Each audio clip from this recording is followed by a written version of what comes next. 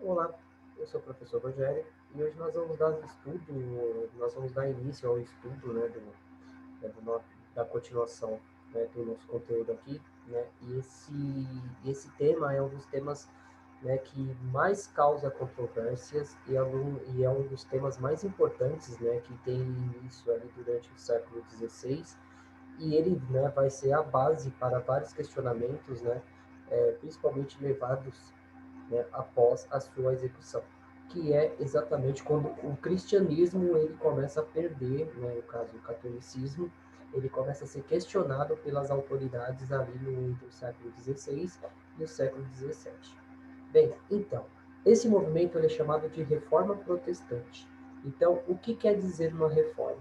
Uma reforma é quando, né, algumas ações, né, eles vão alterar, eles vão modificar uma base, né, da cultura vigente, mas ele não vai acabar com as suas bases, né, com seus alicerces.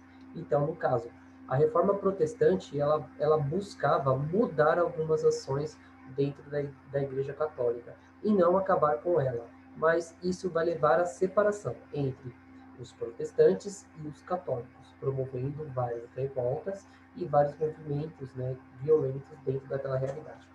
Mas, né, vamos começar a falar um pouquinho mais claro sobre esse movimento, né, e o porquê que ele aconteceu, né? Então, quais foram as motivações, né, que levaram esse movimento chamado Reforma Protestante? Então, os abusos, né, e a busca por uma nova vertente religiosa. Então, quando nós falamos, né, em reforma protestante, então, no caso, a Igreja Católica, que era a maior instituição, né, do mundo durante o feudalismo, durante a Idade Moderna, ela vai começar a ser questionada. Ela vai ser, no mínimo, né, no mínimo, ela vai ter que se adequar a algumas demandas, né, que a sociedade europeia do período estava precisando. E, no caso, isso vai levar a movimentos, né, que vão buscar a sua autonomia perante a Roma. E nós vamos ver esse contexto aí e falar um pouquinho sobre isso, levando em consideração que nós teremos três grandes movimentos, né, dentro dessa realidade. No caso, o movimento luterano, o movimento calvinista e o movimento anglicano. E nós vamos falar um pouquinho desses movimentos aí para nós compreendermos, né, esse contexto todo. Bem, então quando nós falamos em reforma protestante, então a reforma protestante, então no caso a pré-reforma, né, que ela é anterior, né, à reforma na qual se inicia-se com a base ideológica posteriormente resultada na reforma iniciada por Martinho Lutero.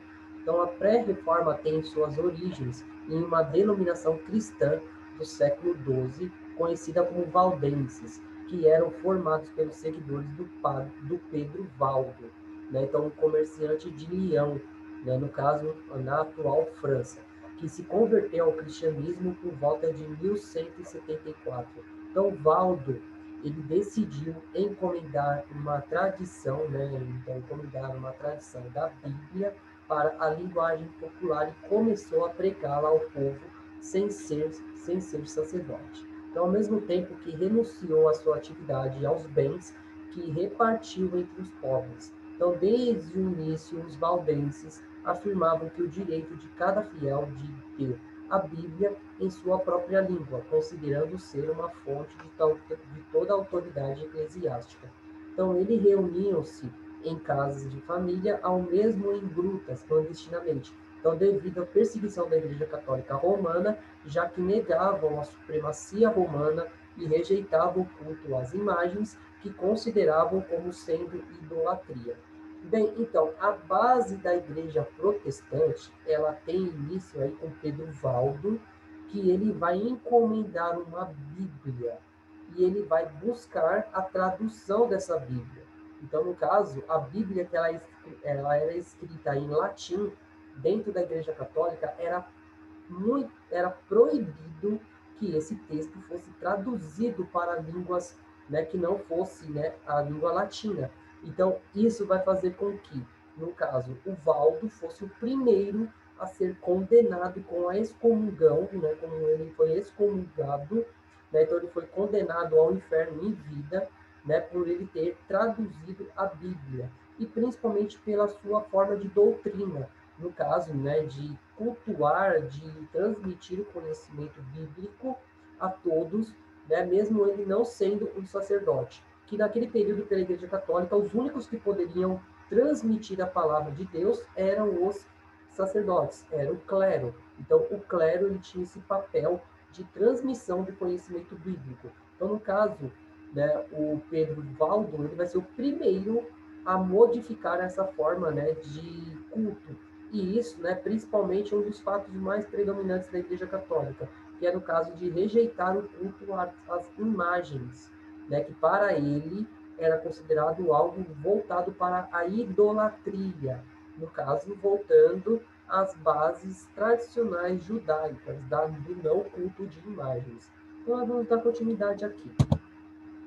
Então, no segmento do colapso da instituição monárquica e eclesiástica no final da Idade Média, na Europa, acentuado pelo cativeiro babilônico da Igreja e do Papado de Avignon, a grande cisma ou fracasso da conciliação civil no século XVI, o fomentar um enorme debate sobre a forma da religião e dos posteriores valores religiosos fundamentais. Então, no caso, os questionamentos sobre os dogmas da Igreja. Então, no caso, a Igreja, né, do caso do Papa Avignon, ele vai ter alguns problemas, principalmente levado à cisma, né, à separação da Igreja do Ocidente com a Igreja do Oriente. E isso vai levar a alguns questionamentos sobre a sua doutrina. Então, no século XIV, pelo inglês John Lucifer, então considerado o precursor da reforma protestante, levantou diversas questões sobre as controvérsias que envolviam o cristianismo, mas precisamente a Igreja Católica Romana. Entre outras ideias, queria o retorno da Igreja à era primitiva, da pobreza dos templos, né, dos templos dos evangelistas, algo que a sua visão era incompatível com o poder político do Papa e dos cardeais, que o poder da Igreja deveria ser limitado pelas questões espirituais e não, né, pelas questões econômicas, sendo o poder político exercido pelo Estado, representado pelo rei. Ao contrário, a rígida hierarquia eclesiástica defendia a pobreza dos pobres, assim, a pobreza dos padres, e os organizou em grupos. Então, esses padres foram conhecidos como o Iolardos, né, no caso. Né, o John Joseph, ele vai começar a questionar essa supremacia da igreja, e principalmente a questão da sua riqueza, dos seus poderes dentro daquela realidade. Então, com isso, ele vai começar a questionar toda essa organização e principalmente denunciando a sua, né, o que ele chamava que era algo ruim, né, a questão da luxúria exercida pelos padres, entre outras questões, e principalmente a troca de interesses entre a Igreja Católica e a nobreza.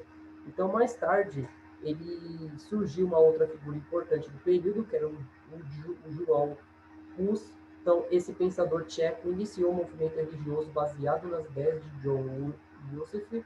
Então, seguidores ficaram conhecidos como os citas. Então, no caso, o João Hus, ele vai beber da fonte, né, do Joseph, principalmente sobre a questão do questionamento, né, da autoridade, né, da igreja, principalmente a questão, né, dos poderes exercidos ou excessivos, né, que a igreja tinha, principalmente a questão do controle da política do Estado representado pelo rei. Né? Então, no caso, a igreja deveria tomar conta da espiritualidade e não da política dentro daquela realidade. Bem, então, o que levou à reforma? Então, os conflitos políticos entre a autoridade da Igreja Romana e os governantes da monarquia europeia, tais governantes desejavam para si o poder espiritual e ideológico da Igreja e do Papa, muitas vezes para assegurar o direito divino do rei.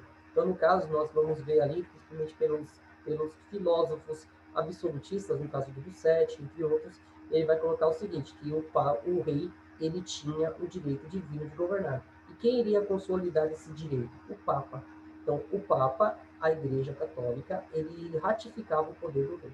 Então, as práticas como a usura eram condenadas pela ética católica romana, assim a burguesia capitalista que desejava altos lucros econômicos sentia-se mais confortável se pudesse seguir uma nova ética religiosa, adequada ao espírito capitalista, a necessidade que foi atendida pela ética protestante e o conceito de Martinho Lutero de que o homem é justificado pela fé, sem a obra da lei. Então, os Romanos 3, né, no capítulo 3, versículo 28, né, da sola fide.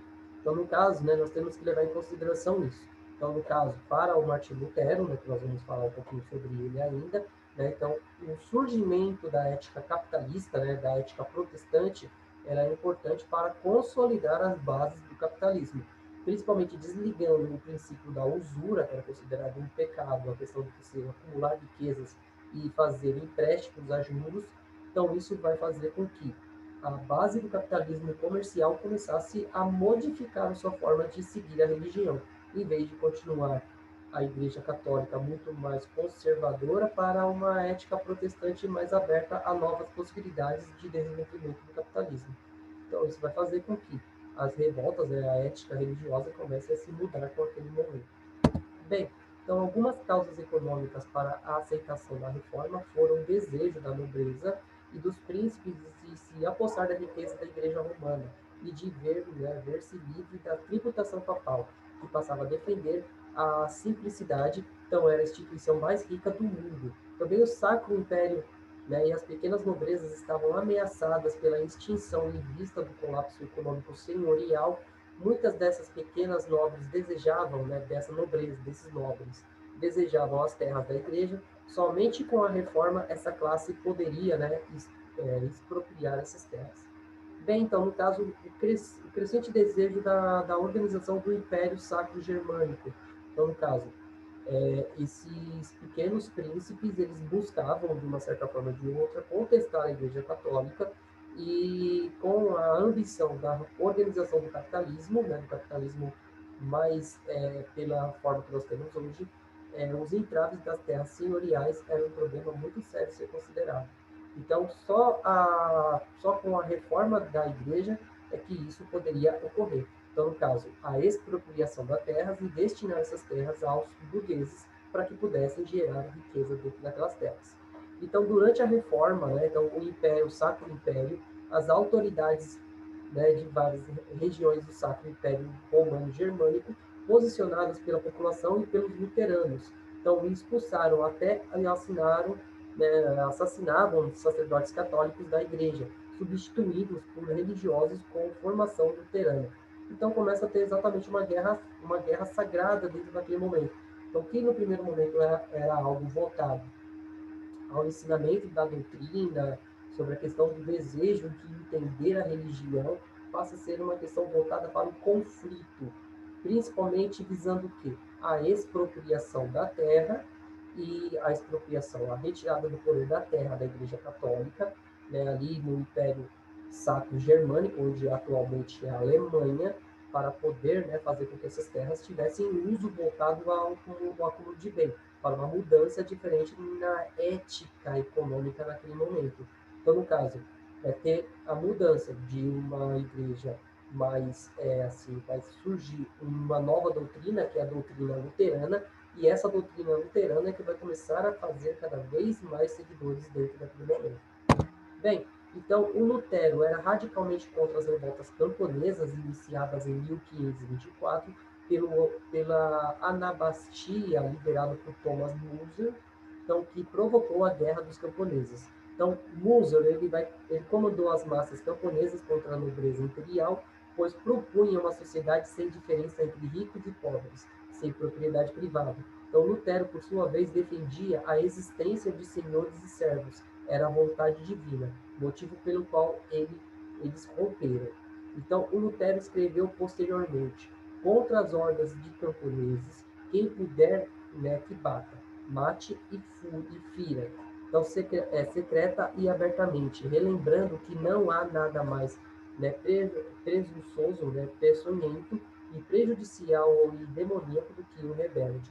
Então, no caso, o Lutero ele não tinha ideia de provocar mudanças sociais significativas. O que ele queria era simplesmente reformar a igreja, fazer com que a igreja tivesse outros posicionamentos mais abertos a uma mudança de contexto dentro daquela realidade, e não mudanças significativas. Tanto é que ele foi contra as reformas camponesas ali na região, principalmente lutando por uma sociedade mais igualitária. Então, para ele, a vontade de Deus era que continuasse essa organização social entre servos e senhores, mesmo que isso, né, não significasse mudanças sociais, mas sim apenas mudanças na forma da igreja se organizar. Mas o papel da igreja continuava sendo o mesmo, justificando as causas, né, que a sociedade estava organizada, no caso do serviço senhorial e do serviço serviçal.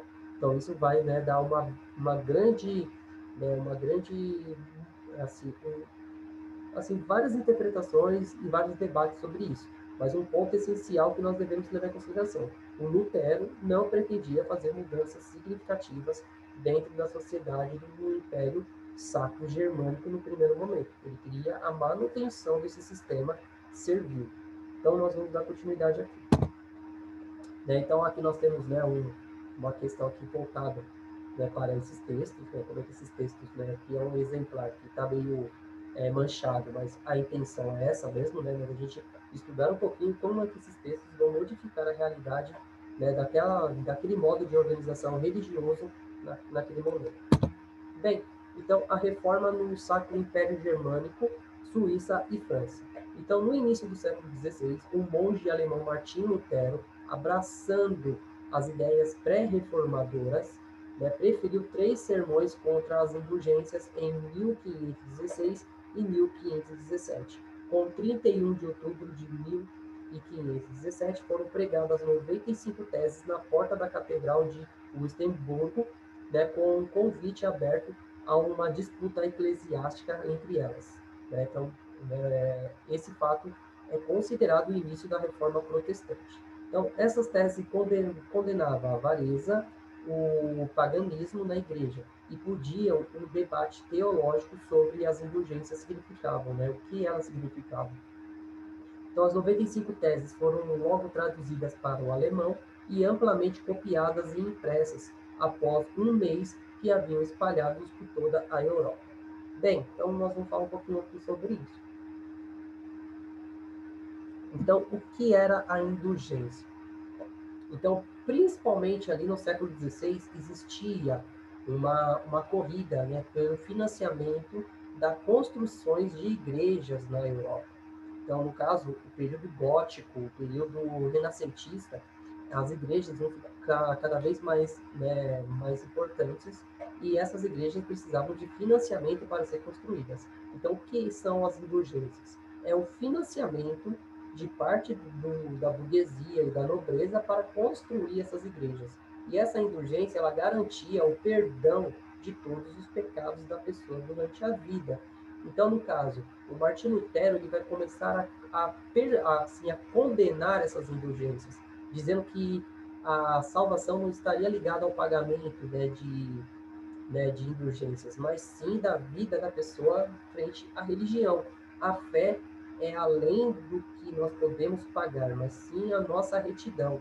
Então, nesse conceito aí, o Lutero ele vai condenar a avareza, né, dentro do clero, né, a avareza, a questão do luxo, entre outras coisas, e ele vai começar também a combater o paganismo, que são aqueles que não eram cristãos, aqueles que eram pagãos dentro daquela sociedade. Então, com isso, ele vai pregar na porta da catedral 95 teses que vão ser a base para a reforma protestante.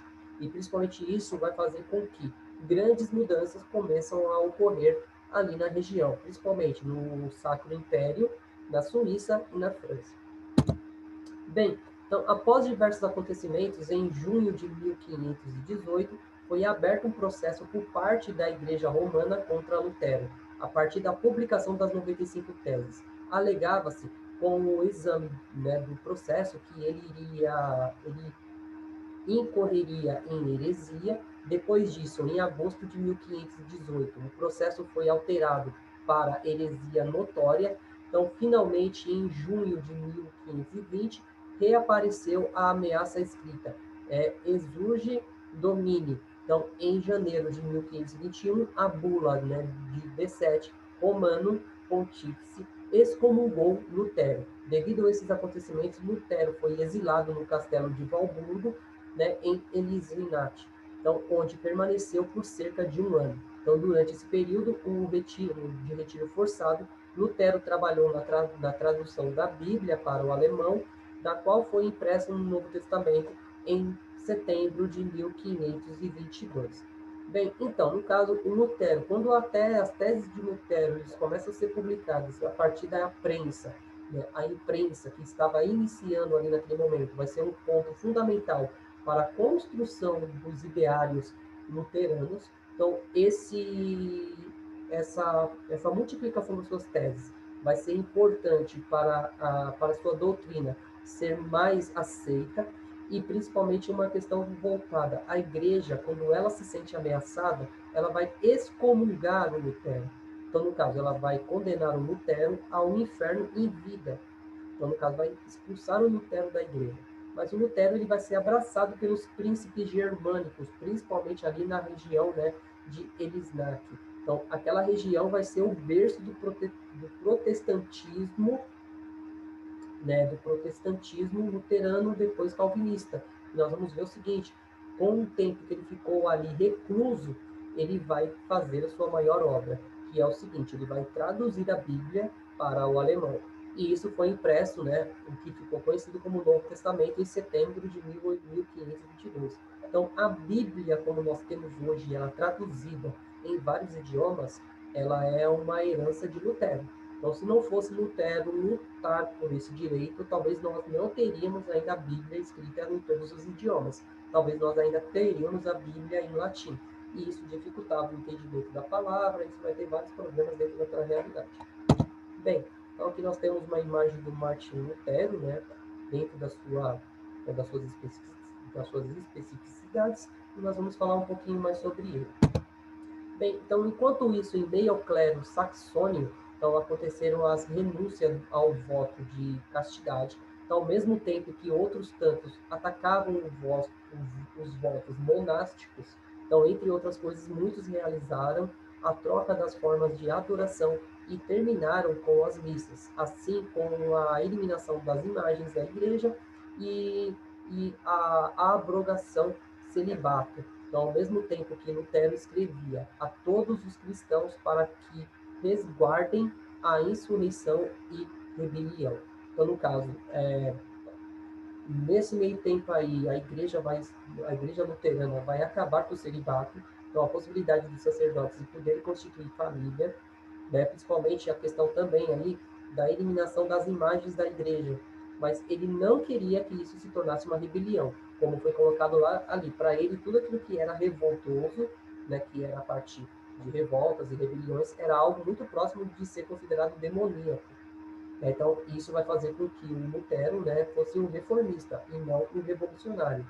Então, o seu casamento com a ex-monja, né, Cistice, então Catarina von Bora, incentivou o casamento de outros padres e freiras que haviam adotado a reforma. Então, com estes e outros atos, consumou-se o rompimento definitivo com a Igreja Romana, e em janeiro de 1521 foi realizada a Dieta de Worms, né, que teve um papel importante na reforma, pois nela Lutero foi convocado para desmentir as suas teses. No entanto, ele defendeu-as, e pediu a reforma. A autoridade de várias regiões do Sacro Império Germânico, né, então, né, pressionada pela população e pelos luteranos, expulsavam até assassinavam os sacerdotes católicos da igreja, substituindo eles por religiosos de formação luterana. Bem, então, no caso, o Lutero, quando ele começa a ganhar notoriedade dentro desse cenário, então ele vai se casar-se, então isso vai dar uma mudança significativa dentro do cenário, né, do comportamento dos sacerdotes, e também por conta das suas mudanças, da questão da eliminação de imagens, entre outras coisas, ele vai ser convocado para ir a Roma, né, e isso, né, vai fazer com que ele abrace cada vez mais a ideia de reforma, e principalmente ele foi convidado para desmentir as suas teses. Então, na verdade, ele vai abraçar essas teses e vai romper definitivamente com a Igreja Católica.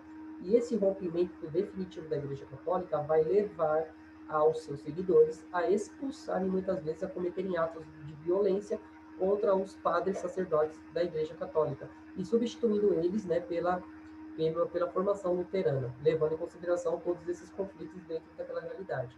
porque a ideia de rompimento era muito mais interessante para uma nova sociedade do que a permanência no modelo da Igreja Católica. Bem, então, todas essas rebeliões religiosas resultou também em rebelião armada, com destaque da Guerra dos Camponeses de 1525 a 1524 a 1525.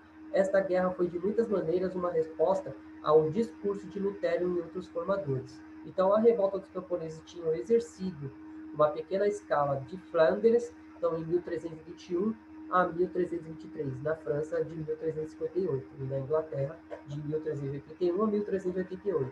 Então, durante as guerras hussitas do século XV e muitas outras até o século XVIII. A revolta foi iniciada principalmente pelos seguidores de Lutero e de Thomas Buser, né, que comandou as massas camponesas contra a nobreza imperial, pois propunha uma sociedade sem diferença entre ricos e pobres, sem propriedade privada. Mas Lutero, por sua vez, defendia uma existência dos senhores, né, de servos e senhores, como a gente já falou, por vontade divina, motivo pela qual eles romperam, sendo Lutero condenou Buser por essa revolta. Então, no caso, o Lutero, ele não tinha, como já coloquei lá atrás, então, o Lutero ele não tinha um ideal de reforma social. Ele tinha apenas uma intenção de mudar os preceitos da igreja, mas terminar com a desigualdade social que era resultado dessas organizações religiosas, ele não pretendia. Então, a questão do direito, né, do direito sagrado, então, no caso da organização entre senhores e servos, continuaria da mesma forma. Não sofreria nenhuma alteração por conta desse momento. Então, aqui nós temos como é que, né, houve a transformação das reformas, assim, da reforma naquele momento. Então, essa parte em azul é quando a reforma ela vai ampliando. Então, começa-se no interior do que hoje é a Alemanha e vai dominar toda a parte norte da Europa, a ilha da Grã-Bretanha, entre outras regiões. Bem, então, em 1530, foi apresentada a Dieta Imperial convocada pelo imperador Carlos V, realizada em abril desse ano.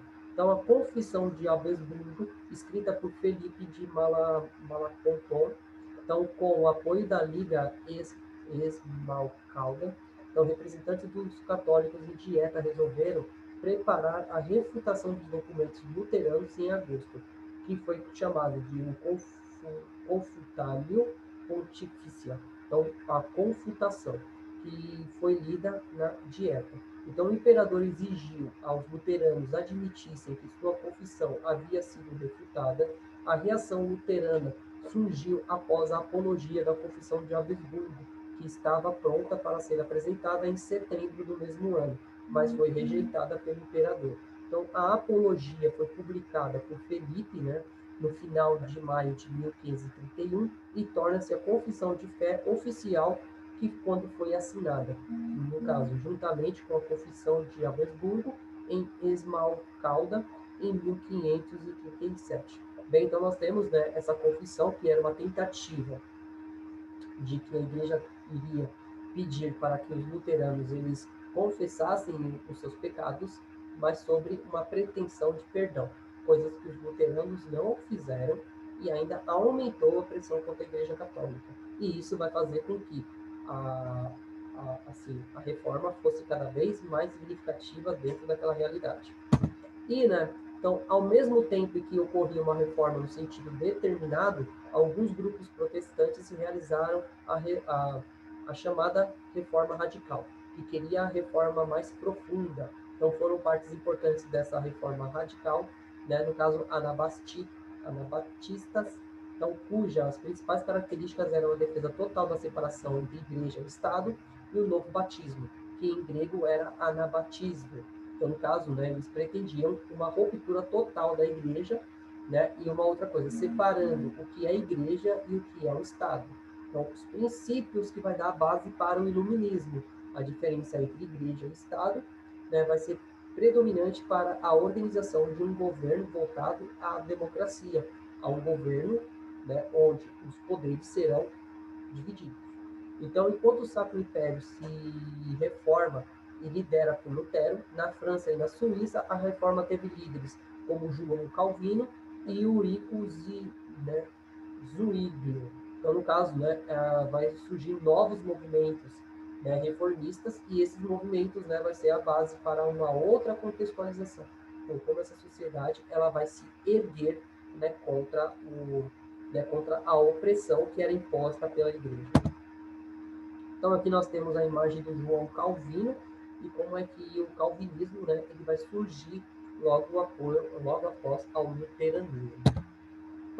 Então, o João Calvino, inicialmente, ele era um humanista, então foi integrante do clero, todavia não chegou a ser ordenado a ser um sacerdote romano. Depois de seu afastamento da igreja romana, este intelectual começou a ser visto como representante importante do movimento protestante, vítima de perseguição dos huguenotes na França, fugiu para Genebra em 1533, onde faleceu em 1564. Então, em Genebra, tornou-se um centro do protestantismo europeu e João Calvino permaneceu desde então como uma figura central da história da cidade e da Suíça. Então, o Calvino publicou as Institutas da Religião Cristã, que são uma importante referência para o sistema da doutrina adotada pela igreja, né, pelas igrejas reformadas.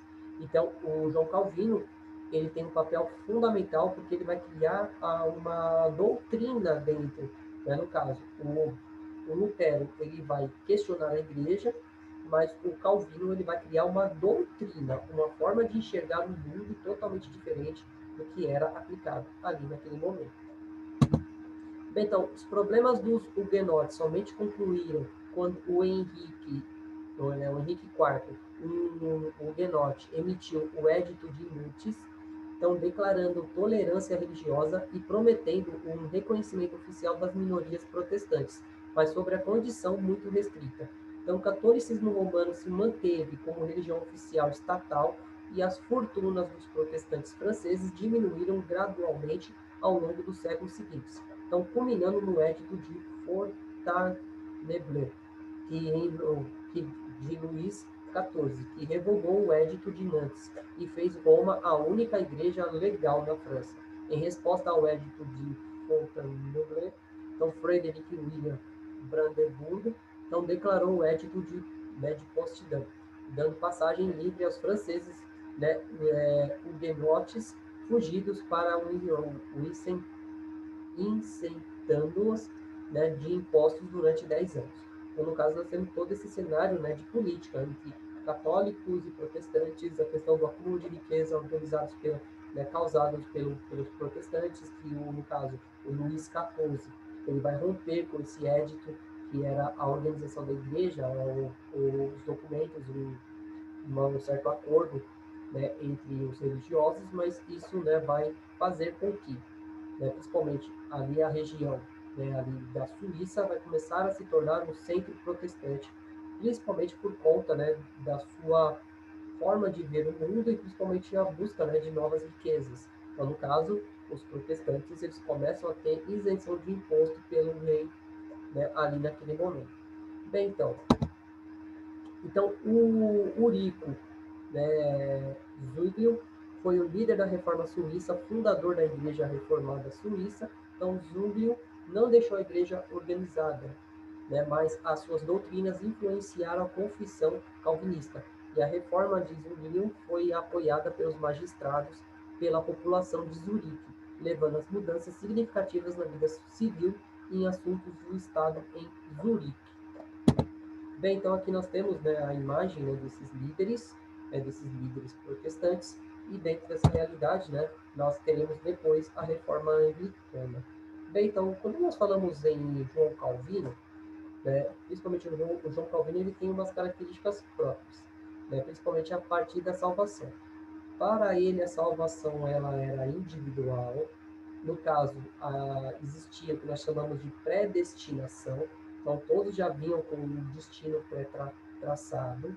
E isso vai a partir da vontade divina. Então, ele vai acentuar ainda mais o que o Lutero tinha colocado sobre o não questionamento das condições sociais. Então, aqueles que né, estavam dentro daquele novo modelo religioso, ele deveria aceitar a sua condição social, mesmo que ela fosse muito, muito ruim, Então, pelo pretexto do quê? De que existia um destino e que Deus iria, né, iria, de uma certa forma ou de outra, conceder a salvação a partir da sua obediência naquelas condições. Então, isso é a base da igreja calvinista, que nós vamos, né, depois falar um pouquinho, né, nós vamos trabalhar, né, sobre a ética protestante em filosofia, e é importante nós questionarmos tudo isso, né, principalmente. Aí depois nós temos, né, a figura do Henrique VIII da Inglaterra. Bem, então acredito que tenha sido isso. Agradeço a todos até aqui, né? Então, se gostou do vídeo, deixa o like aqui também para fortalecer nosso trabalho. Né? Então, eu agradeço a todos aqui pela paciência. Estou falando meio baixo aqui porque ainda é muito cedo, né? Não quero atrapalhar os vizinhos aqui. Então, eu agradeço a todos. Né? Então, logo que... Né? Então, nós vamos continuar o trabalho, continuar nossos estudos e assim nós vamos caminhando. Bem, então, agradeço a todos. Muito obrigado pelo apoio e até mais.